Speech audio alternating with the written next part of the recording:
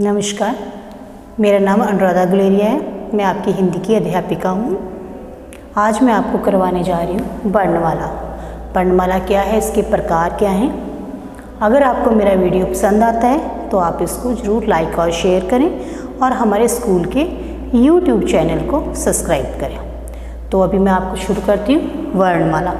वर्णमाला के विषय में वर्णमाला की परिभाषा। सबसे पहले मैं आपको वर्णमाला की परिभाषा के बारे में बताऊंगी। वर्णमाला, जैसे हम वर्णमाला इस शब्द का उच्चारण करते हैं तो इससे पता चलता है कि वर्णमाला मतलब वर्णों की माला। वर्णों को एक क्रमबद्ध लिखना वर्णमाला कहलाता है। वर्णमाला की परिभाषा, वर्णों के व्यवस्थित समूह को वर्णमाला कहते हैं। हमारी हर भाषा की अपनी वर्णमाला होती है। जैसे अंग्रेजी की ए से लेकर जेड तक, पंजाबी की उड़ा एड़ा, ये पंजाबी की वर्णमाला है। वैसे ही हमारी हिंदी की वर्णमाला अ से लेकर ग तक जो है हमारी हिंदी की वर्णमाला है। तो वर्णमाला के प्रकार क्या क्या हैं? स्वर, अयोगवाह और व्यंजन, ये हमारे वर्णमाला के 3 प्रकार हैं। हम जो हैं सबसे पहले करेंगे स्वर। स्वर में पहले नंबर पर आता है ह्रस्व स्वर। इस स्वर का उच्चारण करते समय कम से कम समय की जरूरत पड़ती है। जब हम इनके शब्दों का इस स्वर के शब्दों का प्रयोग करते हैं तो हमें बहुत कम समय लगता है। इसके उदाहरण हैं अ, ए, ओ।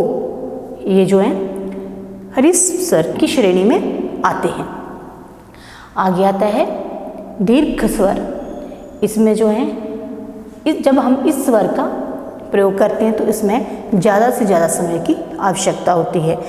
इसमें जो शब्द आते हैं वो है आ, ई, उ, ए, ओ, औ, री। जैसे हम इन शब्दों का उच्चारण कर रहे हैं तो हमें उच्चारण करते समय ये पता चल रहा है कि हम ह्रस्व स्वर के मुकाबले में जो है हम इन स्वरों के उच्चारण में ज़्यादा समय ले रहे हैं। अगर हम अ बोलते हैं अ और यहाँ पे आ, तो अ में हमें कम समय लग रहा है और आ में हमें इसका उच्चारण करते समय हमें ज़्यादा समय की जरूरत पड़ रही है। आगे नंबर 3 पे आता है प्लुत स्वर। ये वो स्वर आते हैं जिनका दीर्घ स्वर से भी ज़्यादा समय की, जिनका उच्चारण करते समय दीर्घ स्वर से ज़्यादा समय लगता है। इसमें मुख्यतः शब्द आते हैं ओम, राम। ये शब्द जो हैं प्लुत स्वर में आते हैं। हम जो हैं इन शब्दों का प्रयोग मुख्यतः किसी नाटक के मंचन में ही इनका प्रयोग किया जाता है। आगे आता है अयोगवाह।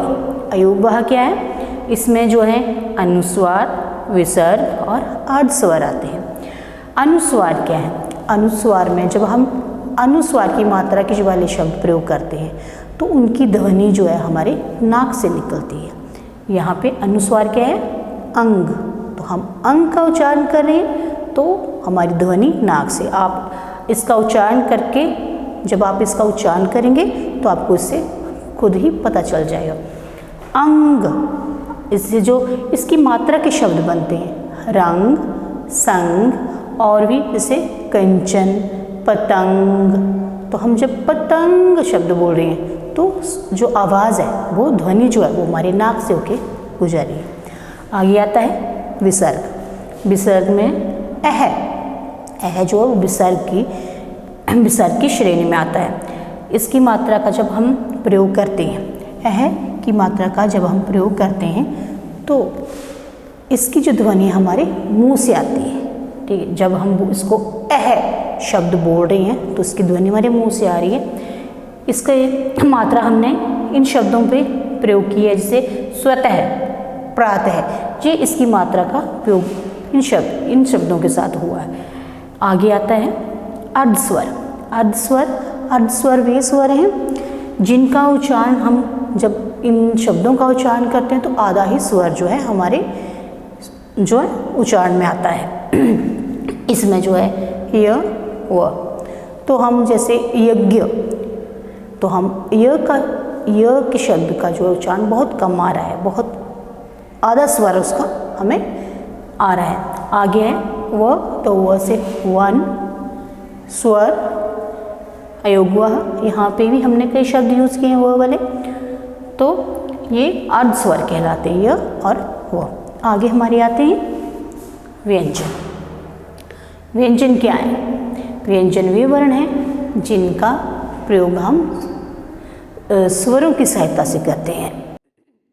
हमारे जो मुख्यतः व्यंजन 35 हैं, हम क से लेके ज्ञ तक जो है वो व्यंजन है। इसमें मुख्य व्यंजन 33 हैं, अतिरिक्त व्यंजन 2 हैं और संयुक्त व्यंजन 4 हैं। तो पहले हम व्यंजन क से लेके ज्ञ तक जो सारे ये व्यंजन हैं। अभी हमने आपको बताया है कि व्यंजनों का प्रयोग स्वरों की सहायता से होता है। तो कैसे होता है ये मैं आपको बताने जा रही हूँ। ये क, ये आधा क, इसके नीचे हमने क्या लगाया, ये हलंत। इसको ये जो हमने छोटा सा ऐसे करके लगाया है, इसको हलंत बोलते हैं। इसका मतलब होता है जिस भी शब्द के साथ ये हलंत लगता है उसका मतलब है वो शब्द आधा है। तो ये आधा क प्लस अ, ये क्या बन गया क। अ का इसमें स्वरों की सहायता से इस शब्द का जो है वो उच्चारण हो रहा है। तो व्यंजन हमेशा स्वरों की सहायता से बोले जाते हैं। आगे जो हमारे यहाँ मुख्य व्यंजन 33 हमारे मुख्य व्यंजन, अतिरिक्त व्यंजन अड़ और अढ़, ये जो हमारा अतिरिक्त व्यंजन है। संयुक्त व्यंजन, अभी संयुक्त व्यंजन क्या है? संयुक्त व्यंजन वे व्यंजन हैं जो दो या दो से अधिक शब्दों के मेल से या योग से बने होते हैं। इनमें हमारे 4 ही जो हैं वो संयुक्त व्यंजन हैं, क्ष, त्र, ज्ञ और श्र। ये 4 हमारे संयुक्त व्यंजन हैं। क्ष जो है वो आधा क, श और अ के योग से बना है। इसको जो है हम इस शब्द का प्रयोग हम इस शब्द के प्रयोग से बनने वाले जो शब्द हैं वो, जैसे हम क्षत्रिय, कक्षा, तो इस शब्द का प्रयोग इन शब्दों में हो रहा है। आगे आ रहा है त्र, तो ये त, र और अ के योग से बना है। इसमें ये भी 3 शब्दों के योग से बना है। तो इस शब्द का, इस व्यंजन का जो प्रयोग है वो जैसे हम शब्द बनाएंगे ऐसे पत्र, इत्र, ये जो इसमें जो है ये शब्द प्रयोग, ये वर्ण जो है ये व्यंजन जो है उसमें प्रयोग हो रहा है। आगे आता है ज्ञ।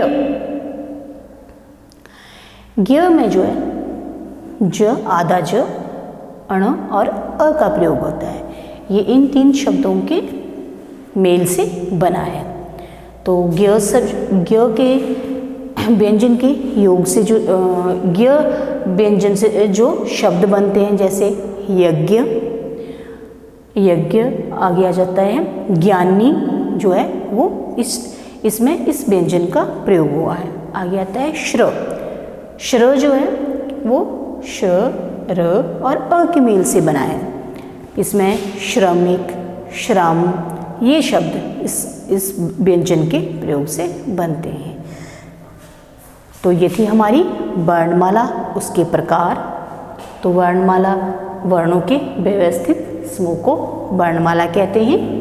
इसके प्रकार हैं स्वर, अयोगवह और व्यंजन। ये मुख्यतः इसके 3 प्रकार हैं। स्वर में ह्रस्व स्वर, दीर्घ स्वर, प्लुत स्वर और अयोगवह में अनुस्वार, विसर्ग और अर्धस्वर। व्यंजन में मुख्य व्यंजन, अतिरिक्त व्यंजन और संयुक्त व्यंजन। मुझे आशा है कि आप लोगों को ये मेरा वीडियो समझ आया होगा और आप इसको पसंद करेंगे। धन्यवाद।